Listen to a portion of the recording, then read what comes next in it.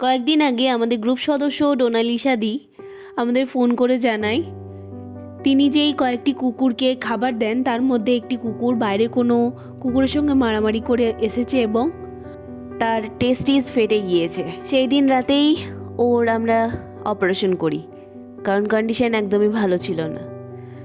সেদিন অনেকটাই রাত হয়ে যায় অপারেশন করতে করতে। তারপর চলে তার টানা ট্রিটমেন্ট।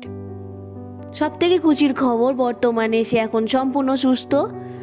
আর অনেক অনেক ধন্যবাদ দিই, তোমাদের মতো মানুষগুলোর জন্যই আমাদেরও ভালো লাগে রাস্তার অসহায় অবলাদের পাশে থাকতে। আপনাদের সকলকে জানাচ্ছি, ডোনালিসা দি এবং তার বর এখানে ভাড়া থাকেন, কিন্তু তাও ওনারা রাস্তার বেশ কিছু কুকুরের দায়িত্ব নিয়েছেন। তাদের নিয়মিত খাবার দেন, কোনো কিছু হলেই কোলে করে আমাদের কাছে ছুটে আসেন। আমরা আপ্রাণ চেষ্টা করি তাদের পাশে থাকার।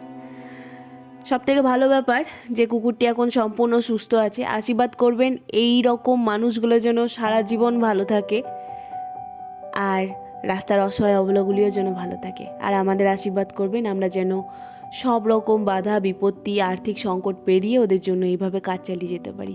ধন্যবাদ আপনাদের সকলকে, ধন্যবাদ দিদি এবং দাদাকে এবং সেই সকল মানুষদের যারা অসহায় অবলাদের নিঃস্বার্থভাবে ভালোবেসে চলেছেন। ধন্যবাদ।